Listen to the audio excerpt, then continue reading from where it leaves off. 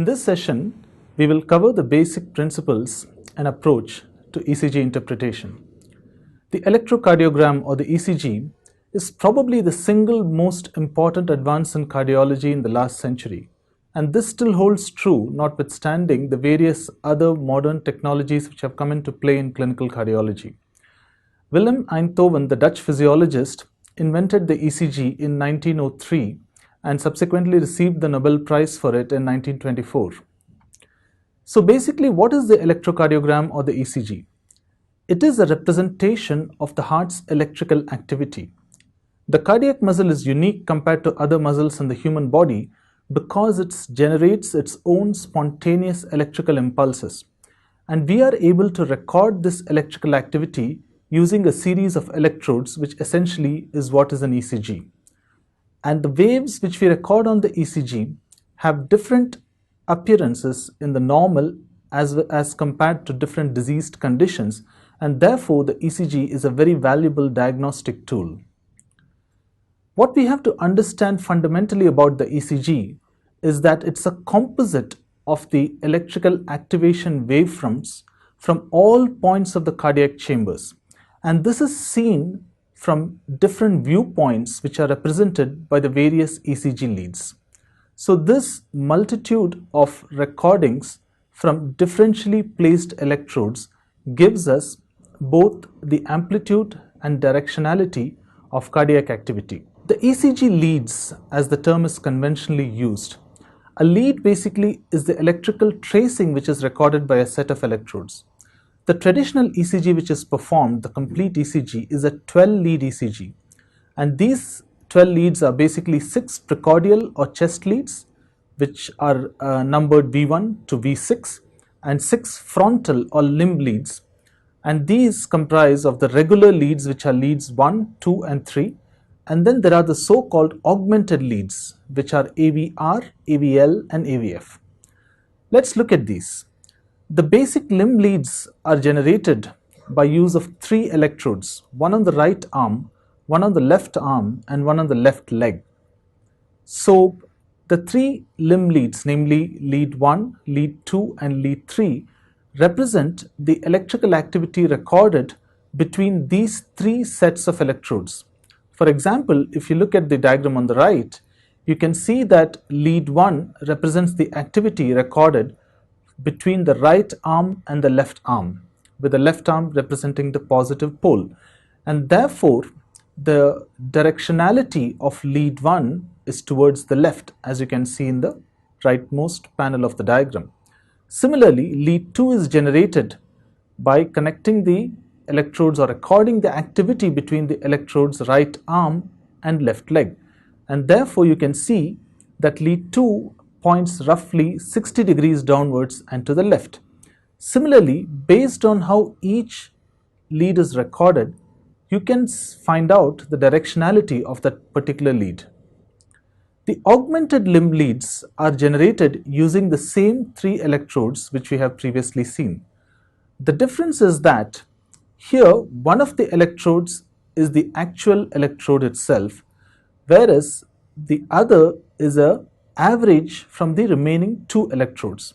For example, if you look at the left part of the diagram, you can see that to record augmented voltage left or AVL, you record using the left arm and an average of the recording between the right arm and the left leg, and therefore the second electrode is actually a virtual electrode, and therefore these leads are often also called unipolar leads.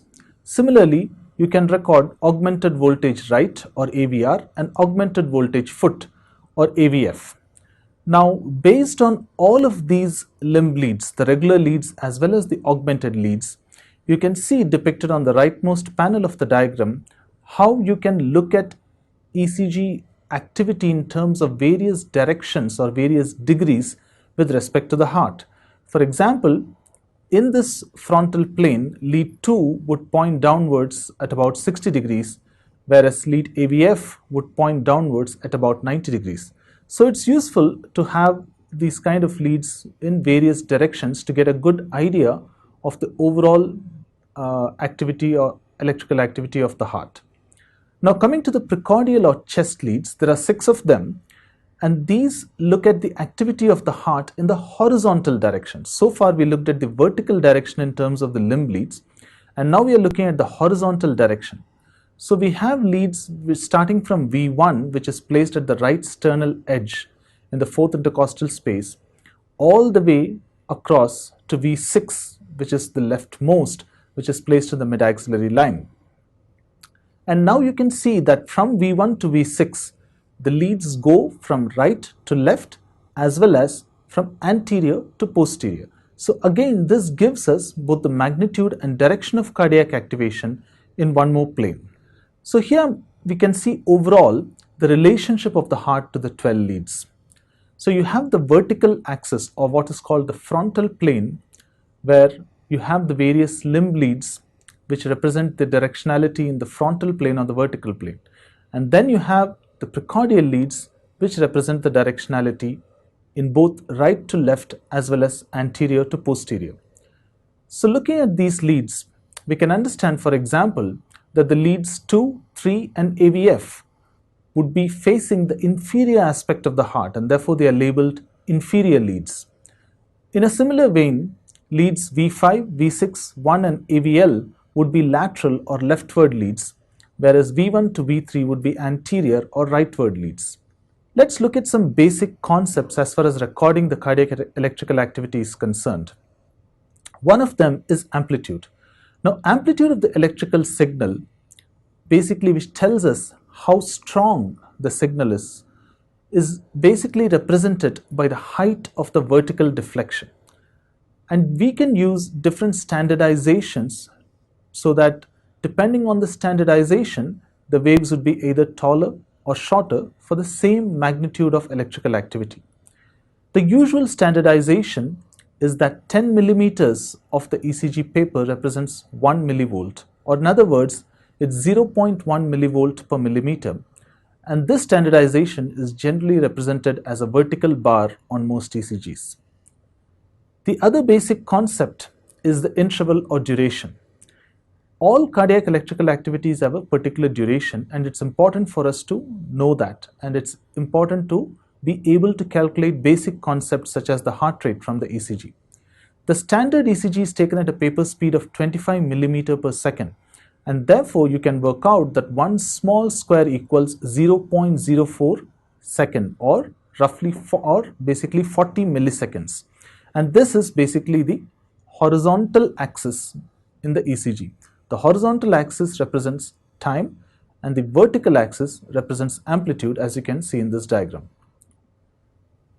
Now, the third thing which we need to understand, and which we have already alluded to, is the directionality of activation. Now, activation wavefront which goes towards a particular lead causes a positive deflection in that lead, and activation wavefront going away from a particular lead causes a negative deflection in that lead. If the wavefront is roughly at right angles to a particular lead, then it either causes a flat wave or it causes a biphasic wave, which could be positive and negative in equal proportions. And as we said earlier, different leads look at cardiac activation from different directions. So for example, if you look at this diagram, if you have a particular electrical activity going in the direction of the green arrow, which is kind of downwards and to the left, you can easily understand that the lead 2 would predominantly show a positive deflection of all the ECG waves, whereas the lead from which it is going away, which is lead AVR, would predominantly show negative deflections. So based on the relative positivity or negativity of the ECG waves in different leads, we can get a good idea of the net direction of cardiac electrical activation. Now let's look at the various events which would be recorded on a surface ECG. To do this, we should briefly recall the anatomy of the cardiac conduction system, which is nothing but an electrical highway of the heart. And you will recall that the impulse arises from the sinus node and then traverses the atria, goes down to the AV node. There is a delay at the AV node, and then the His-Purkinje system is activated to activate the ventricles. So the SA node is the dominant pacemaker. The AV node is the conduit from the atrium to the ventricle, and the His-Purkinje system ensures rapid, efficient depolarization of both ventricles. And each of these, we can think of what the ECG correlates would be. There is no ECG correlate for SA node depolarization, and that's not something you can observe on the surface ECG. Atrial depolarization gives rise to the P wave on the surface ECG. The AV node is basically responsible for the delay from atrium to ventricle, which is represented by the PR interval. The His-Purkinje and ventricular activation gives rise to the QRS complex, and ventricular repolarization gives rise to the T wave.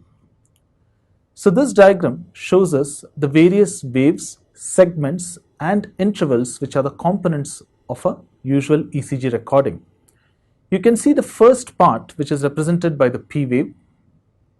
In the P wave, it's also pertinent to note that the initial part of the P wave represents right atrial activation and the latter part represents left atrial activation. The PR interval would be from the beginning of the P wave to the beginning of the QRS complex, whereas the segment which is outlined in orange between the end of the P wave and the onset of the QRS complex would be referred to as the PR segment. Now similarly, you can see afterwards the very sharp deflection which is noted by the QRS complex, and then subsequently a more low frequency rounded wave which is basically the T wave representing rapid ventricular repolarization. The segment between the end of the QRS and the onset of the T wave is basically the ST segment.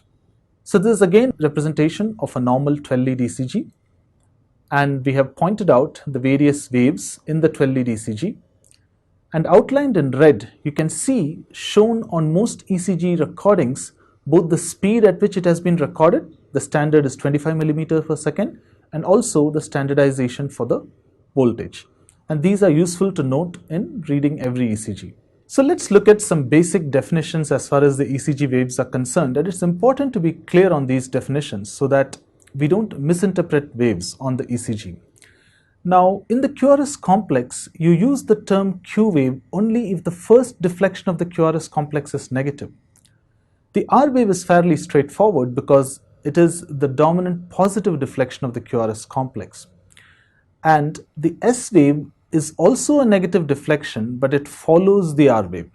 So one should be careful, especially when you see a small R wave and then a dominant negative deflection after that, not to label it as a Q wave. So a Q wave really needs to be the first negative deflection in the ECG QRS complex. So having looked at some of the waves as well as the different segments, etc., let's look at when you're faced with a 12 lead ECG, what is the systematic way to go about it? Now many people, when they are faced or when they take an ECG in their hand, they try to just jump to the dominant abnormality which sort of comes out at them, and that carries a risk of missing some obvious point which you did not consider because you did not look at it in a very systematic way. So different people would suggest different approaches in terms of systematically reading an ECG, and this is one such approach which you can potentially use. So these are some of the things which you can look at, which is the rate, which is the basic heart rate, the rhythm or the pattern of how the ECG is going. Look at the various intervals to see if they are all within normal limits, or is there some interval which is either too long or too short. The frontal plane QRS axis. When we say axis, this is the most common axis which we'll be looking at, and I'll show you a pictorial demonstration of that. Then looking at the various amplitudes of the waves as well as the morphology. So the amplitude is the size, but the morphology is the appearance, and both are important. And lastly, something which is pretty much important to look at in every ECG, the presence of pathological Q waves or ST segment changes, and these will be covered in more detail in a later talk. Now when we look at the rate, we are going to be interpreting the rate based on the surface ECG. Now we already said that the ECG is generally taken at a speed of 25 millimeter per second, and therefore you can make out that each large square and each small square of the ECG will correspond to a particular time interval. So you can pause for a moment here and think as to how much time would a large square on the ECG represent if the ECG is running at 25 millimeters per second. So for those of you who are good at maths, you could make out that each large square will be about 0.2 seconds, right? And you can see that each large square now has 5 small squares within, and therefore each small square is going to be 0.04 seconds or 40 milliseconds. So there are various ways of calculating the heart rate. If you want to be perfect in calculating the heart rate from the surface ECG, you need to use the formula 60,000 by the RR interval in milliseconds. The surrogate of the heart rate on the surface ECG is the interval from one R wave to the next R wave, which represents one cardiac cycle to the next cardiac cycle. And you're essentially trying to find out how many cardiac cycles are there in a minute. And as you know very well, each minute has 60 seconds, and that equals 60,000 milliseconds. So if you divide 60,000 by the RR interval in milliseconds, you will find out how many beats or how many cardiac cycles there are in 1 minute. Some simpler ways of doing this, which are more approximations, is to take 300 and divide it by the number of large squares. Or you can take the number 1500 and divide it by the number of small squares. So these are all various ways in which you can calculate the heart rate from the surface ECG. The normal heart rate, as you know, varies between 60 to 100 beats per minute. Anything less than 60 would be labeled bradycardia, and anything more than 100 would be labeled tachycardia. Now the rate is one part of the information. The next thing which you need to look at is what is the rhythm. So both when the heart rate is normal or abnormal, the rhythm can be quite different. Just because the heart rate is within the normal range doesn't mean that the rhythm is necessarily normal. So we look at the normal rhythm as being normal sinus rhythm. And what does this essentially mean? You need to have normal atrial activation represented by the P wave. Each P wave is followed by a QRS complex with a normal PR interval. So which means that the conduction from the atrium to the ventricle is normal. And there should also be a normal P wave morphology. Can anyone think why the P wave morphology needs to be normal to be able to call it normal sinus rhythm? Well, it's essentially because you're trying to make sure that the P wave is indeed originating from the sinus node and not from a different focus. One simple way, a quick check in which can help you, is to look at the inferior leads. And if the P wave is upright in inferior leads, it tells you that atrial activation is coming from the top and going down, which is essentially how sinus node activation would look at. On the other hand, if the P waves are inverted in the inferior leads, then it's not normal sinus rhythm because the activation of the atrium is coming from somewhere else. In a similar vein, usual rhythm is quite regular. And if you have an irregular rhythm, then it's not normal. And the simplest way to look at it is to march out your RR intervals. If the R to R is variable, then you know that the rhythm is not regular.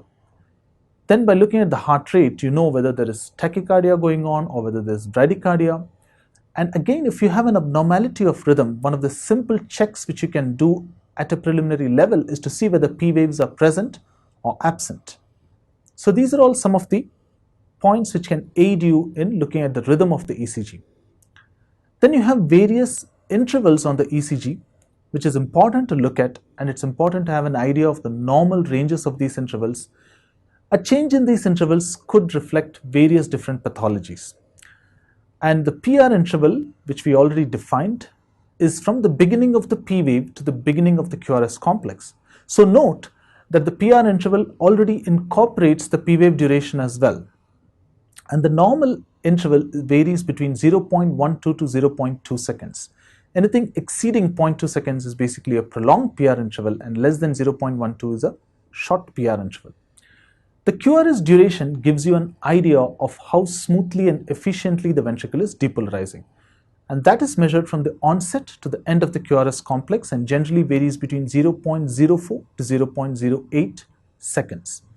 The QT interval, as you can imagine, incorporates the T wave, and therefore it's an index of repolarization. And it's measured from the onset of the QRS to the end of the T wave. Now in QT, there is a specific thing which we need to remember, and that is we need to correct it for the heart rate. The QT tends to shorten at faster heart rates and get prolonged at slower heart rates, and therefore in order to get an accurate measure of the QT interval, you need to correct it for the heart rate. The commonly used formula is to divide it by the square root of the RR interval, and this is known as the corrected QT interval or the QTC. This is generally less than 0.45 seconds in males and 0.47 seconds in females. The next point which you should look at is the QRS axis. Now we can calculate axis for literally every wave on the surface ECG, but what you will be most commonly called upon to comment is the frontal plane QRS axis. In other words, the QRS axis in the vertical plane. Now what does the axis mean? The axis simply means what is the net direction of cardiac activation in that plane. We already said that the ECG is a net component or a net combination of the various different chamber activations which are happening in various different directions. And we are trying to answer the question, what is the dominant vector, what is the dominant direction of activation? Now normally, what do you think would be the normal net direction of activation?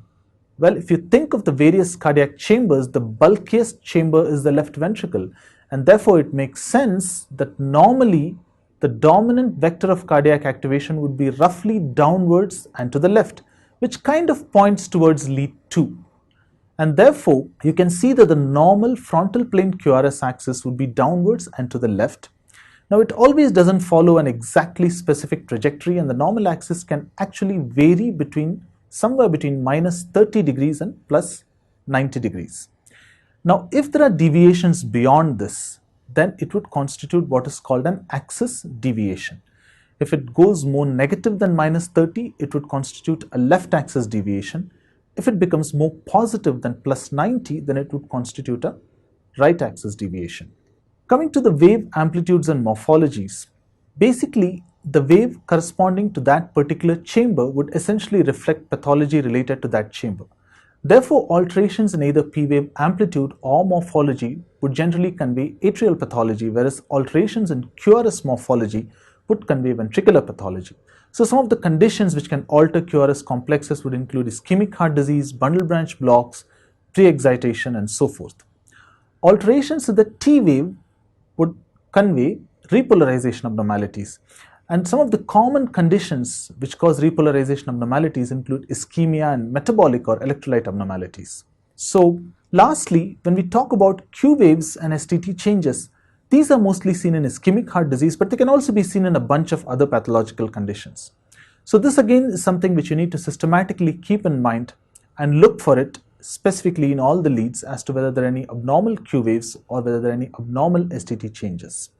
So summarizing, the 12-lead ECG basically represents the electrical activity of the various chambers of the heart, and we are looking at it using various leads from a multi-directional viewpoint to be able to get an idea of both magnitude and direction of the activation of the various cardiac chambers. And a careful and systematic analysis can yield clues towards various cardiac pathologies and can be highly useful.